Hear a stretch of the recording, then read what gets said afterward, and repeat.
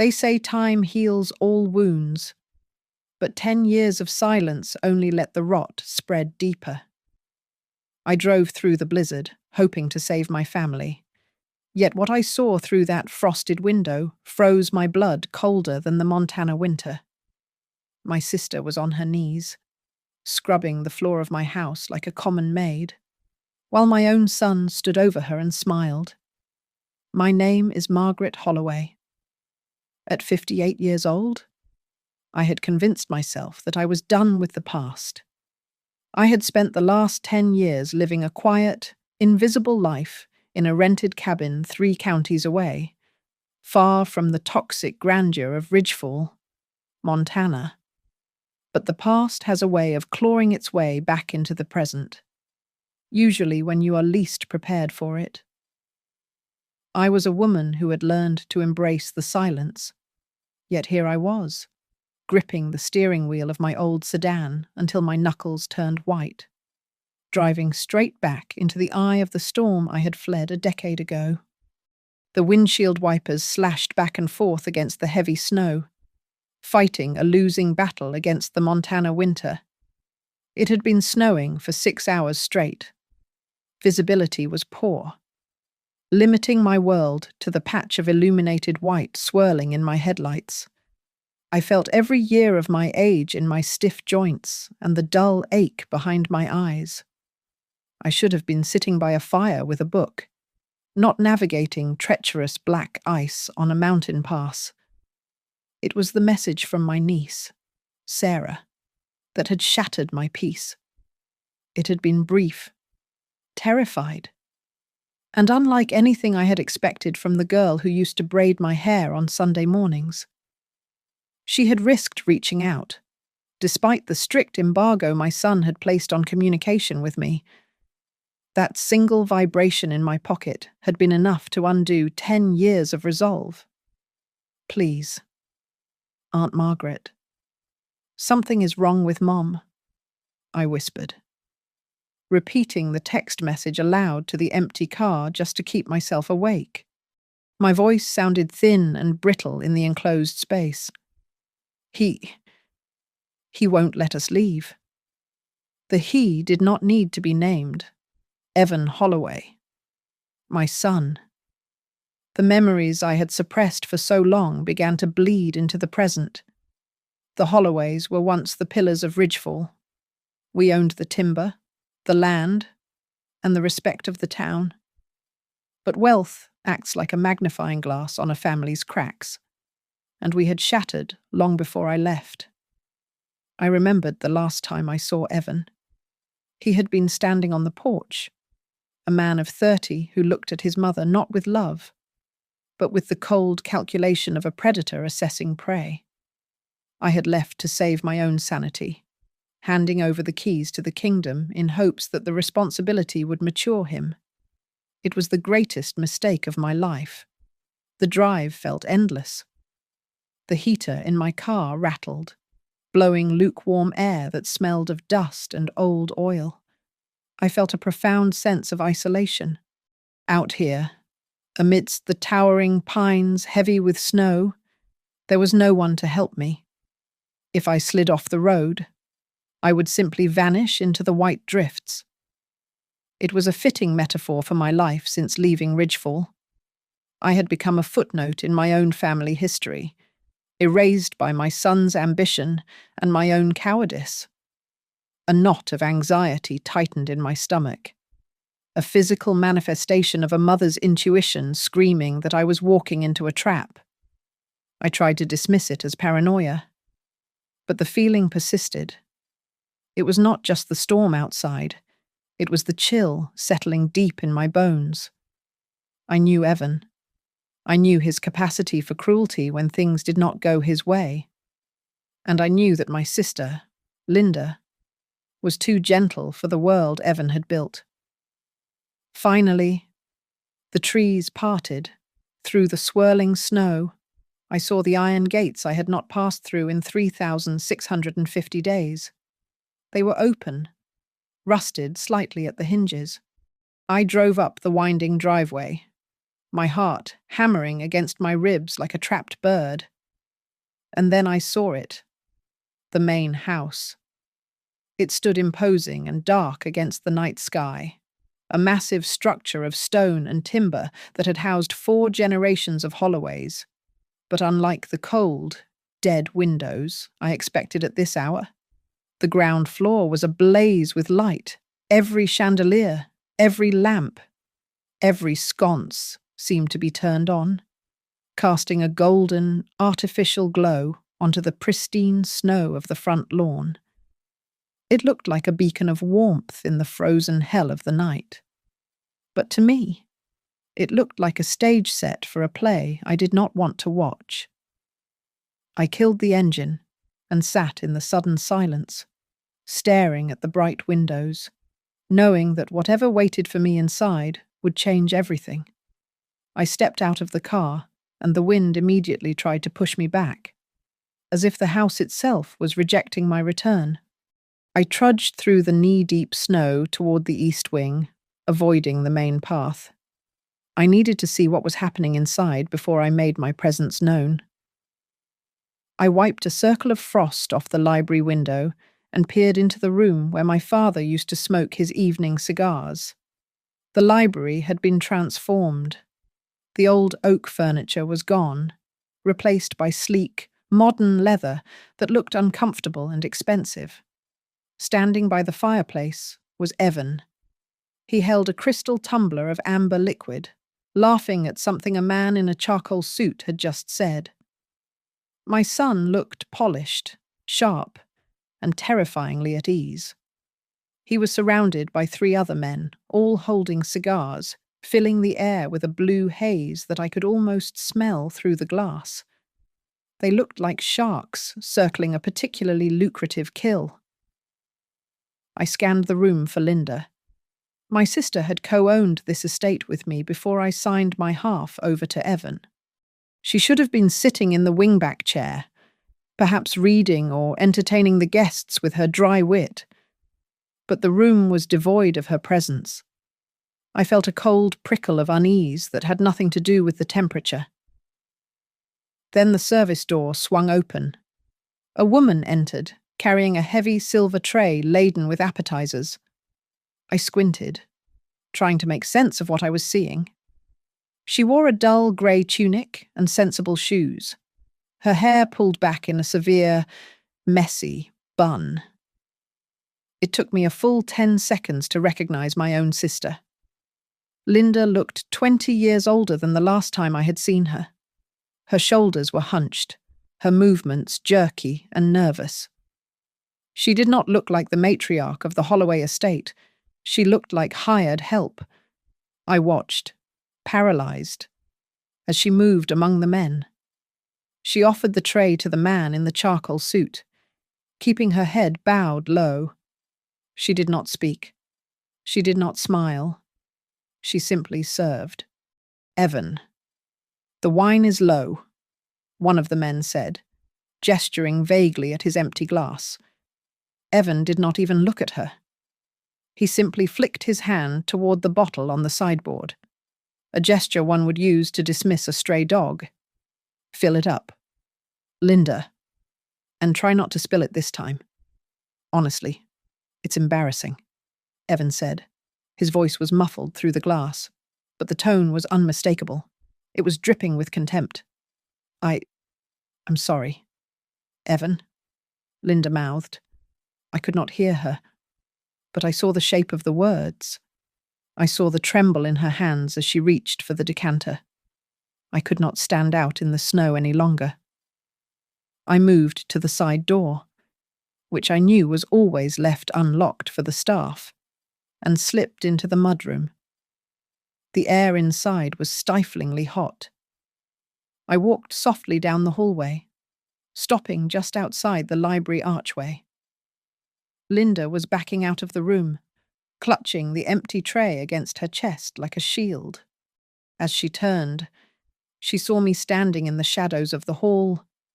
She froze. The colour drained from her already pale face. I took a step forward, my heart breaking in my chest. I wanted to run to her, to shake her, to ask her why she was wearing those clothes. But she did not rush to greet me. She did not cry out in relief.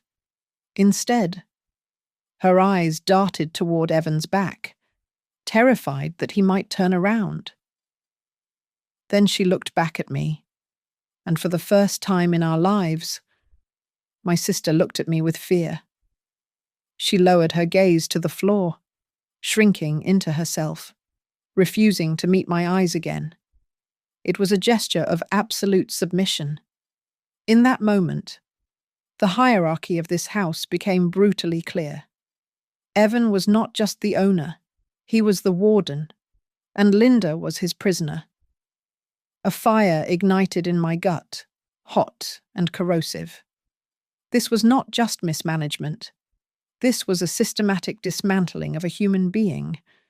I wanted to march into that room and smash the crystal glass out of Evan's hand. I wanted to scream until the windows shattered. But I stopped myself. I saw the way Linda trembled. If I caused a scene now, tonight, with these strangers watching, Evan would only tighten his grip. He would spin a story about his crazy mother and his incompetent aunt. I needed to understand the cage before I could break the lock. I took a slow breath, swallowing the bile rising in my throat, and stepped back into the shadows. I would not confront him yet. I would watch. I waited until the laughter in the library swelled into a raucous roar before I dared to move again. The heavy oak door muffled the sounds of the party, creating a vacuum of silence in the hallway that felt suffocating. I slipped into the kitchen, the room where Linda and I had once baked cinnamon rolls on Sunday mornings. Now, it smelled of stale grease and industrial cleaner. Linda was standing at the deep farmhouse sink, her hands submerged in grey, soapy water. She was scrubbing a roasting pan with a frantic intensity, her back rigid. "Linda," I said softly. She dropped the scouring pad.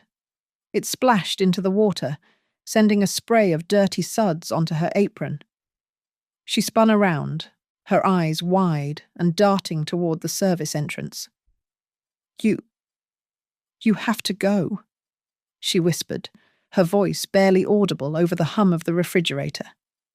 She took a wet step toward me, her hands dripping onto the linoleum. "Margaret, please. If he sees you in here talking to me, he'll take away my courtyard privileges." I stared at her. "Courtyard privileges, Linda. This is your house. You own 50% of this estate." She shook her head violently, water flinging from her fingertips. No, not anymore. I signed it over. I had to. The doctors from Northcrest. They said I couldn't manage it. Northcrest, I asked, locking the name into my memory. "Who is Northcrest Family Services?" She breathed, her eyes filling with tears. "Evan brought them in 3 years ago. They manage my assets. They manage my schedule. They said it was for my own protection because I was getting confused." She tapped her temple with a trembling finger. But I wasn't confused. "Margaret, I wasn't." Until they started giving me the medicine, my blood ran cold. This was not just bullying. This was a conservatorship scam. I had read about these predatory arrangements, where the elderly are declared incompetent so a guardian can drain their accounts. Evan had turned his own mother into a legal prisoner. "Does he hurt you?" I asked, stepping closer. "He doesn't have to hit me." She whimpered, looking down at her red, chapped hands. "He took my phone. He cut the internet. I don't have a penny. Margaret, not one single dollar. If I want toothpaste, I have to fill out a requisition form. Last week he denied it because he said I wasted the last tube. I wanted to vomit. The cruelty was so petty, so absolute. I reached out to touch her arm, but she flinched away. "You have to leave," she insisted, her voice rising in panic. "He's coming in here to check the dessert. If he sees us conspiring—" Oh God. I forced my body to slump. I let my mouth hang open slightly and rounded my shoulders, instantly transforming from a furious sister into a confused, tired old woman. I needed Linda to know I was fighting, but I needed the house to think I was beaten. I'm just so tired. "Linda," I said, pitching my voice to be heard if anyone was listening at the door. "I just wanted a glass of water. My hip hurts from the drive." Linda blinked, confused by my sudden shift in tone. I leaned in close, dropping the act for 1 second. "I am going to fix this," I whispered near her ear. "North Crest Family Services. I have the name. Just hold on." The swinging door from the dining room creaked. Linda shoved me back, her face a mask of terror. She grabbed a towel and started furiously drying a plate. Just go to the guest room in the attic," she hissed, not looking at me. "And Margaret, lock the door. The key is missing from the inside, so use a chair, and whatever you do, don't drink the water from the bathroom tap." I did not have time to ask why. I turned and shuffled out of the kitchen, feigning a limp, just as the heavy footsteps of my son echoed against the kitchen tiles behind me. I had the name. I had the motive. Now I just needed the proof. The next morning, I put on my performance of a lifetime. I dressed in a faded cardigan that smelled of mothballs and allowed my hair to remain unkempt. When I walked into the dining room, I made sure my hands shook visibly as I reached for the coffee pot. Evan was sitting at the head of the table, scrolling through a tablet while nursing a black coffee. He barely glanced up as I spilled a little creamer onto the tablecloth. "Careful, Mother. We don't need you making a mess," Evan said, not lifting his eyes from the screen. I'm sorry. Evan, my hands. They aren't what they used to be." I stammered, making my voice sound thin and reedy. He snorted, a sound of pure derision. He was so confident in his assessment of me as a broken, penniless old woman that he did not even bother to lower his voice when he took a call a moment later. I sat there, nibbling on dry toast, while he discussed the liquidation of the southern 40 acres of the estate. He spoke of rezoning permits and payoffs to the city council. "Yeah, we can push the sale through by next month," Evan said into his phone, leaning back in his chair. "The old aunt is signed off. She's non-compos mentis on paper. Remember, I have full power of attorney via North Crest. It's a done deal." I kept my eyes on my toast, but my mind was racing with razor-sharp clarity. Evan had made a critical error. He assumed that when I left town 10 years ago, I had left with nothing. He believed the rumours that I had squandered my savings on bad investments. What he did not know, and what I had never told a soul in Ridgefall, was that I had founded a logistics company in Seattle 6 months after leaving. I had sold it 4 years later for $12 million. More importantly, he had forgotten the fine print of the original family trust. When I transferred the house management to him, I retained a 30% stake in the land itself, a stake that could not be sold without my direct signature. He thought he owned the board. He did not know I was still the chairman. I waited until he hung up the phone. I looked up at him, making my eyes wet and pleading. "Evan, I know I haven't been here," I said, letting a tear slip down my cheek. I know I failed you. But please, let me stay. I don't have anywhere else to go. The rent at my cabin. It went up, and I can't pay it. Evan looked at me with a mix of pity and disgust. It was exactly what I wanted. If he pitied me, he would not fear me. Fine. He sighed, standing up and buttoning his jacket. You can stay in the guest room, but stay out of the way, and don't bother Linda.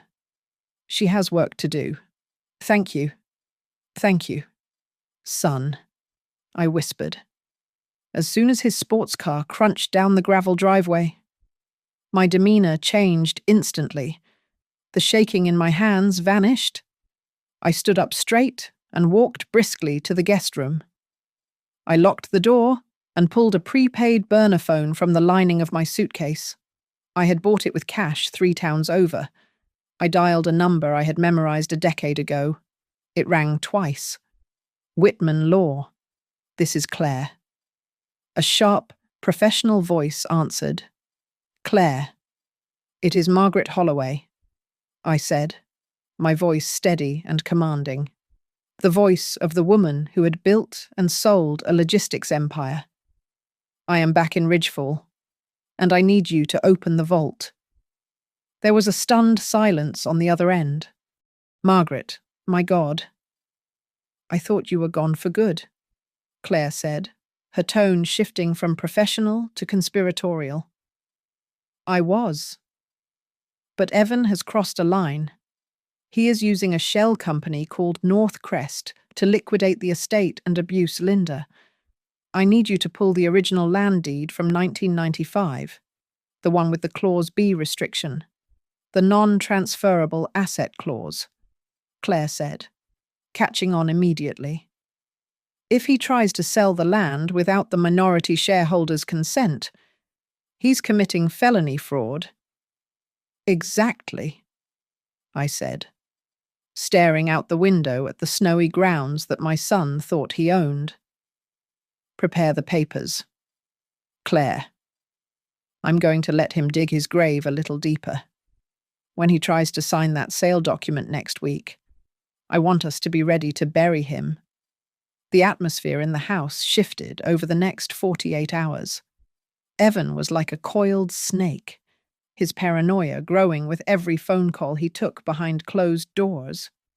He had begun locking the library, and I noticed he was now watching Linda with a hawk-like intensity, tracking her minutes in the bathroom and counting the silverware after she washed it. He sensed a shift in the wind, even if he did not yet know I was the storm. I decided it was time to push him. I needed him angry. I needed him reckless. While Linda was scrubbing the foyer floor, I purposely knocked over a stack of file folders Evan had carelessly left on the hallway console table, papers sprawled across the marble.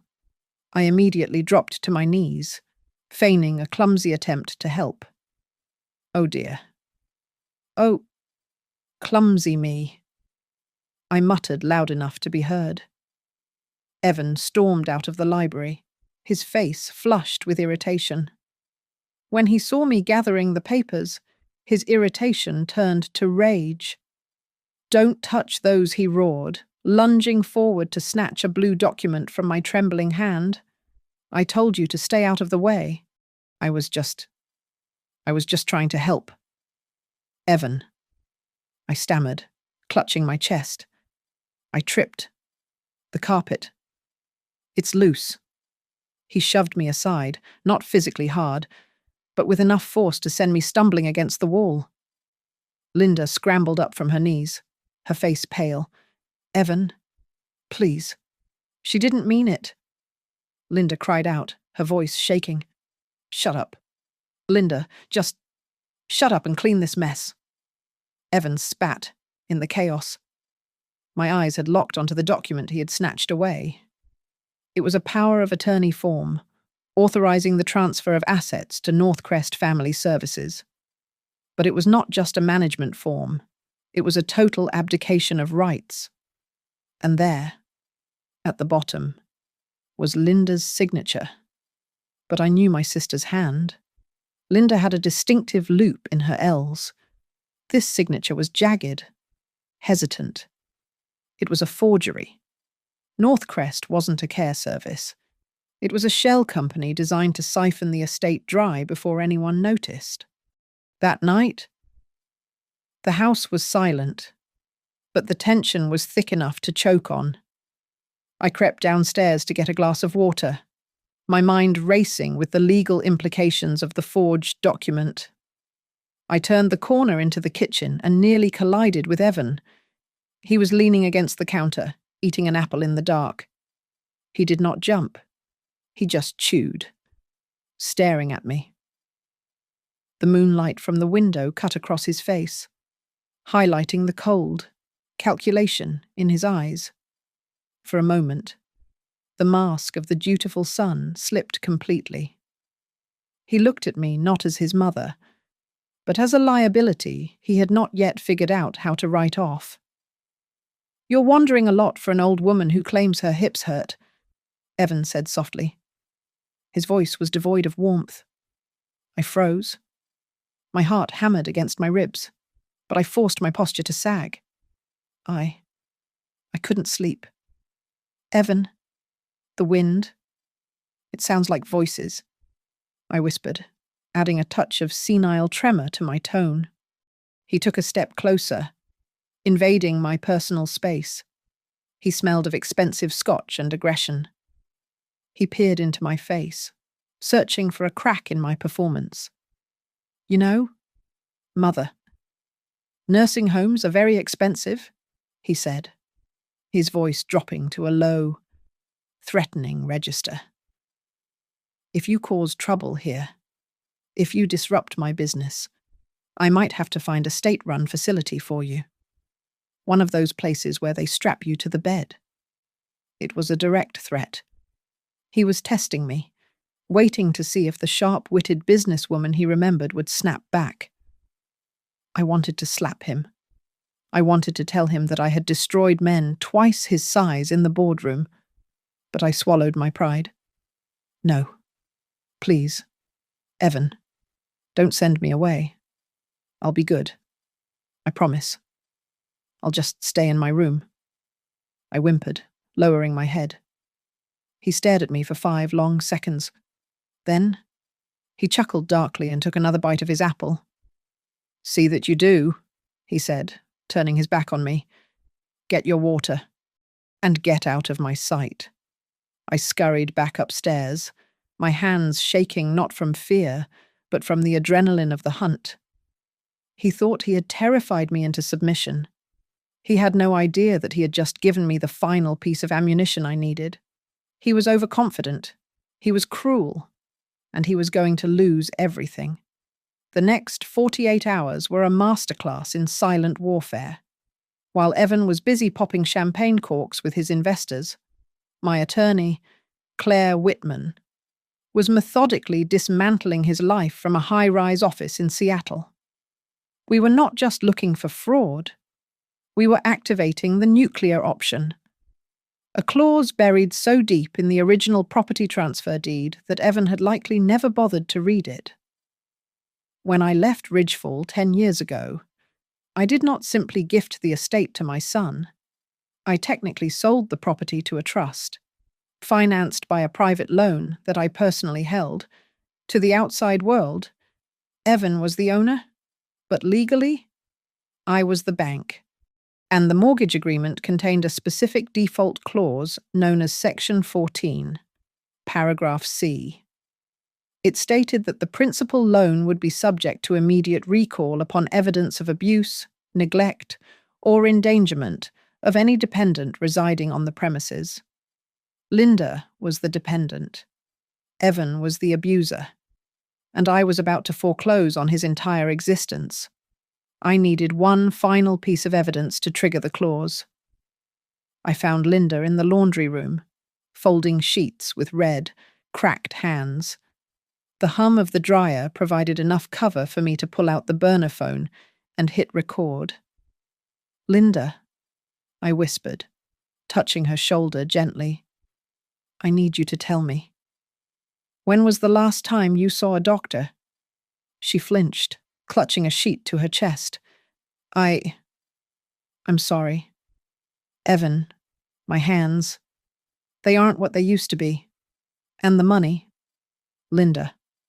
The dividend checks from Dad's stocks, I pressed, watching the audio levels spike on the screen. Evan signs them, she said, her voice trembling.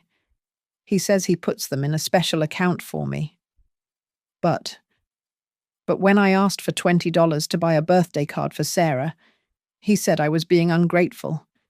He said I owe him for the roof over my head. I stopped the recording. That was it. That was the admission of financial coercion and medical neglect we needed to satisfy the clause. I uploaded the file to the encrypted server Claire had set up. 10 minutes later. My phone buzzed deep in my pocket. It was a text from Claire Judge has signed the emergency temporary restraining order and the asset freeze. The sheriff is scheduled for tomorrow morning at 9. I walked out to the patio where Evan was smoking a cigar, looking out over the snowy lawn. He looked like a king surveying his kingdom. He turned to me, a smirk playing on his lips as he saw me shivering in my shawl. "You look cold." "Mother," he said, blowing a ring of smoke into the night air. "You should go inside. Big day tomorrow. I have the final signing for the land sale at 10 o'clock. After that, well, we'll have plenty of money to find you a nice, quiet place to live."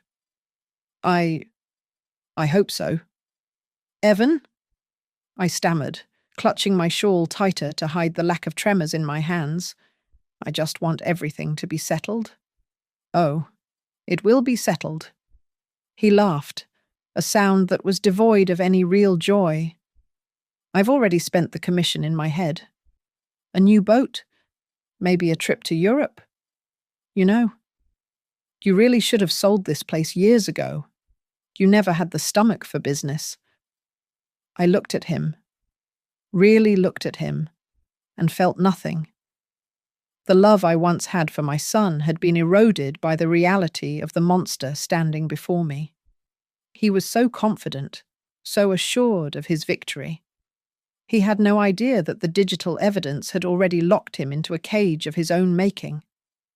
The forensic accountants had traced every cent he had siphoned into Northcrest Family Services. The trap was not just set, the jaws were already closing. "Good night, Evan," I said softly. "Good night, Mother." He dismissed me, turning back to the dark horizon. I walked back into the warmth of the house. The silence was heavy, charged with the static electricity of a coming storm. Tomorrow, the sun would rise over Ridgefall. But for Evan Holloway, the world was about to end. The morning sun did not bring warmth. It only illuminated the dust motes dancing in the stagnant air of the dining room. I knew that within the hour. This room would become a battlefield, though only one side knew a war was being fought. I found Evan pacing by the sideboard, checking his watch for the third time. He looked impatient, eager to finalize the sale that would strip the last of the Holloway legacy from my name. It was time to set the final hook. "Evan," I said, my voice trembling with a carefully manufactured hesitation. I have something to tell you, before the lawyers get here." He spun around, his eyes narrowing. "What is it now? If you are trying to back out—" No, it's not that." I interrupted, wringing my hands together. "It's just, 10 years ago. I didn't leave empty-handed. I hid a safe deposit box key. There is cash, about $250,000, in bearer bonds. I wanted to give it to you, but I don't know if I should put it in the trust." The transformation in his face was grotesque. The irritation vanished, replaced instantly by a predatory hunger. $250,000 was a drop in the bucket compared to the land value. But to a greedy man, found money is irresistible. "Cash?" he asked, stepping closer. his voice dropping to a conspiratorial whisper. "Where is the key, Mother? We shouldn't declare that. The tax implications. We should keep it between us. I can get it. But I need to be sure," I stammered. "I need to be sure that Northcrest is safe. That they will really look after me and Linda." "Of course they will," he scoffed, checking his watch again. "They are the best." 20 minutes later. The dining room was full. 2 men in expensive but ill-fitting suits sat opposite me. They were not legitimate investors. They were sharks Evan had found in the muddy waters of shell corporations. Evan forced Linda to stand in the corner like a piece of furniture, claiming he needed a witness to the family consensus. She looked terrified, her eyes fixed on the floor, her hands clasping her apron. "All right, let's get this over with," Evan said, sliding a thick stack of documents across the mahogany table. "Sign at the flags. This transfers the remaining land deeds and grants full proprietary discretion to Northcrest Family Services." I picked up the pen. My hand hovered over the paper. I looked at the man on my left, then at Evan. The phone in my pocket was recording every syllable. "Evan, are you sure this Northcrest company is reliable?" I asked, making my voice sound thin and fearful. "I don't want strangers controlling our money." Evan rolled his eyes and leaned over the table, his patience snapping. He needed me to sign so he could get to the hidden bonds I had promised. "Mother, for the last time." "There are no strangers," he hissed, lowering his voice but speaking clearly enough for the microphone to catch. "I am Northcrest. I own the LLC. I control the accounts. It's just a vehicle to bypass the inheritance tax and keep Linda's spending in check. I have total control. Now, sign the damn paper." There it was, the confession. He had just admitted to self-dealing and fraud in front of witnesses, however corrupt they might be. He had admitted that the independent care service was him. "Oh, I see," I whispered. "So, you decide what Linda gets, I decide if she eats," Evan muttered, distracted by the document. "Sign." I lowered the pen. I did not sign his document. Instead, I reached into my purse and pulled out a single sheet of paper I had prepared with Claire. It looked like an addendum. I signed it with a flourish, my hand steady and strong. "There?" I said, pushing the paper toward him.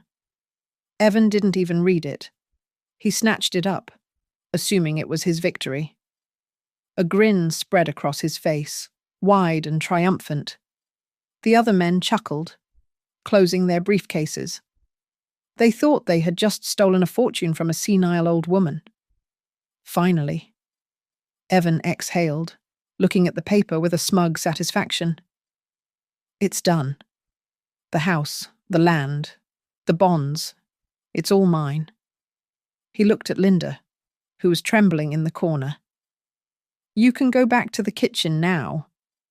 "Linda," he sneered, and tried to look a little less pathetic.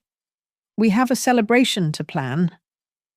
The room filled with the sound of self-congratulatory laughter. Evan poured himself a drink, his back to me. He had no idea that the document I had just signed was not a transfer of deed, but a formal affidavit of witness for the state prosecutor. The air in the room felt electric, heavy with the impending collapse. I sat perfectly still, watching my son celebrate his own destruction, counting down the seconds until the silence would break. Evan raised his crystal glass, the expensive scotch swirling in the light. He looked at his reflection in the liquid, admiring the man he thought he was. To the future, he beamed, addressing the room. I stood up. I did not push myself up slowly or lean on the table for support, as I had done for the last 3 days. I simply rose, straightening my spine until I stood at my full height of 5 feet and 9 inches. The wool shawl slipped from my shoulders and pooled onto the floor, revealing the sharp, tailored silk blouse I had worn underneath the baggy cardigan. I smoothed the fabric down with steady hands. Yes, Evan. To the future, I said. My voice was no longer the thin, quavering rasp of a confused old woman. It was clear, cold, and resonant, the voice that had once commanded boardrooms in Seattle. Evan frozen. The glass stopped halfway to his mouth. The 2 investors looked confused, their eyes darting between my suddenly imposing figure and Evan's bewildered face. Mother Evan asked, his brow furrowing as he lowered the glass. What are you doing? Sit down. I am foreclosing on you, I stated calmly, my eyes locking onto his. You signed the transfer. He scoffed, though a flicker of genuine doubt appeared in his eyes for the first time. It's done. I own it all? No. I signed an affidavit confirming that you just admitted, on tape, to embezzlement and elder abuse, I replied. I reached into my pocket and pulled out the burner phone, placing it gently on the mahogany table, and the document underneath that one. That was the trigger for Clause B of the original 1995 deed. Since you have violated the terms of the dependent care agreement, the entirety of the Holloway estate reverts to the primary lien holder, me. The colour drained from his face so fast it looked like he had been slapped. You can't. That's insane. I own this house. I have the power of attorney, he shouted, his voice cracking. You own nothing, I said, taking a step toward him. You don't even own the shirt on your back. It was paid for with funds stolen from Linda's trust. I nodded toward the front entrance. On cue. The heavy oak doors swung open with a resounding thud. Claire Whitman walked in, flanked by the county sheriff and 2 men in blue windbreakers emblazoned with State Financial Crimes Division. Evan Holloway. The sheriff boomed, his voice filling the cavernous room. We have a warrant for your arrest regarding securities fraud, identity theft, and the unlawful imprisonment of a dependent adult. Evan scrambled backward, knocking over his chair with a loud crash. He looked like a trapped animal. No. This is a mistake. She's senile. She doesn't know what she's saying. Tell them. Evan screamed, pointing a shaking finger at me. I am afraid the recording is quite clear. Mr. Holloway, Claire said, stepping forward and handing a thick file to the sheriff. We have the bank records linking you to Northcrest. It is a shell company registered to a post office box in Nevada. It doesn't exist as a care facility. It is just a personal checking account. The 2 men sitting at the table realized the game was up. They grabbed their briefcases and tried to bolt for the patio doors, but the deputies blocked the exit with their hands on their holsters. I walked past Evan, ignoring his stammering pleas, and went straight to the corner where Linda was still trembling. I placed myself between her and Evan, forming a physical wall of protection. I took her cold hand in mine. It's over, Linda, I said softly, squeezing her fingers. He can't touch you now. You are safe. Evan looked at the police, then at me. His arrogance crumbled into sheer panic. The facade of the successful businessman dissolved, leaving only a frightened, greedy child. Mom. Wait. Mom. Please. You can't let them take me. I'm your son, he cried out, tears of frustration welling in his eyes. My son died 10 years ago, I said, looking at him with zero emotion. You are just a squatter who overstayed his welcome. One of the financial agents opened a laptop on the dining table and connected it to the room's smart speakers. A projected audio waveform appeared on the wall. He hit the spacebar. Evan's voice, loud, clear, and dripping with cruelty, filled the room. I decide if she eats. The silence that followed was absolute. The investors looked at Evan with undisguised disgust. The neighbors who had gathered outside the windows, drawn by the flashing police lights, peered in through the glass. Evan Holloway, the man who wanted to be the king of Ridgefall, was stripped naked in front of the world. He was not a visionary. He was a monster. And now, everyone knew it. The click of the handcuffs echoed off the vaulted ceiling like a gunshot. Evan stood there, his wrists secured behind his back, his posture slumped. He looked smaller now, stripped of his expensive suit jacket which the deputy had draped over a chair. He stared at me, his eyes red-rimmed and confused, searching for the mother he thought he could manipulate. Why? Evan choked out, his voice cracking. Why did you stay away for 10 years if you had this money, if you had this power? Why did you leave us to rot? I stepped closer until I was just inches from his face. I needed him to hear every syllable. I didn't leave you to rot. Evan, I left to keep the wolves from the door. I said, my voice low and fierce. Your father didn't just leave us land. He left us $18 million in debt. I spent the last decade working 18 hours a day to pay off liens you didn't even know existed so that you could keep playing king of the castle. Evan's jaw dropped. He shook his head slowly, the denial evident in his eyes. No. Dad was rich. He was a gambler. I cut him off, and I protected his memory. I protected you. I trusted you to care for your aunt while I fought the war outside these walls. And instead, you cannibalized the only family you had left. He looked down at his shoes. The arrogance was completely gone, replaced by a terrifying realization of his own incompetence. He had thought himself a tycoon, but he was merely a parasite feeding on the host I had kept alive. Then, a voice came from behind me. It was raspy, unused to volume, but it was steady. Look at me. Evan. We both turned. Linda had stepped away from the wall. She was no longer hunching. She stood tall, her hands clenched into fists at her sides. She looked at the man who had treated her like a servant in her own home. I changed your diapers, Linda said, her voice gaining strength with every word. I taught you how to ride a bike. I loved you more than I loved myself. And you made me beg for toothpaste. Linda, Aunt Linda, Evan stammered, tears streaming down his face now. I was just trying to manage things. The stress. You don't understand the pressure. I understand greed, Linda said, cutting him off with a sharpness I had not heard in years. And I understand hate.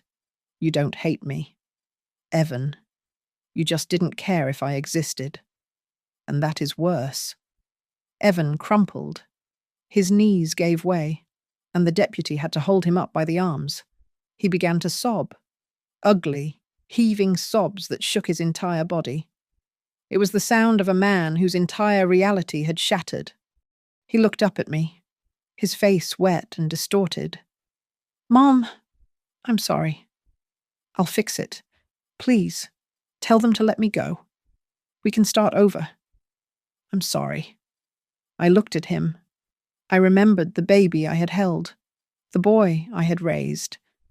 But I also saw the man who had let my sister live in squalor while he drank vintage scotch. The apology was 10 years too late, and millions of dollars too short. I know you are sorry. Evan, I said, my voice devoid of anger, filled only with a profound, exhausting sadness. You are sorry because you got caught. You are sorry because the check didn't clear. But you are not my son anymore. You are just a defendant. I turned my back on him. I heard him wail, a desperate, animal sound. But I did not flinch. I walked over to Linda and put my arm around her.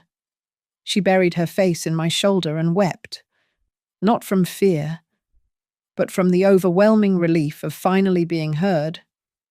The storm outside had stopped, but the devastation inside the house was absolute. The blue lights of the sheriff's cruiser finally disappeared around the bend of the long driveway, taking the chaos and my son with them. The silence that rushed back into the hallway was heavy, but for the first time in a decade, it was not oppressive. It was the clean, empty silence of a slate being wiped clean. Claire Whitman snapped her briefcase shut. The sound was sharp and definitive. She handed a thick manila envelope to Linda. This contains the access codes to the recovered accounts and the new deed arrangements, Claire said professionally, though her eyes were kind. The restraining order is active immediately. If he tries to call from the county jail, the calls will be blocked. You have full control of the household staff, the accounts, and your own medical decisions. You are free. Linda held the envelope like it was made of fragile glass. She looked at the door where Evan had just been led out in handcuffs. Then she looked at me. Margaret. I don't know what to do, she whispered, her voice trembling slightly. I haven't made a decision in so long. I don't even know what I want for breakfast. Then you start with breakfast, I said, reaching out to tuck a stray lock of grey hair behind her ear. And then you decide what to do with the rest of your life. It is yours again. We did not hug. We were not a hugging family, even after all this. But she squeezed my hand, a frantic, desperate pressure that said more than any thank you ever could.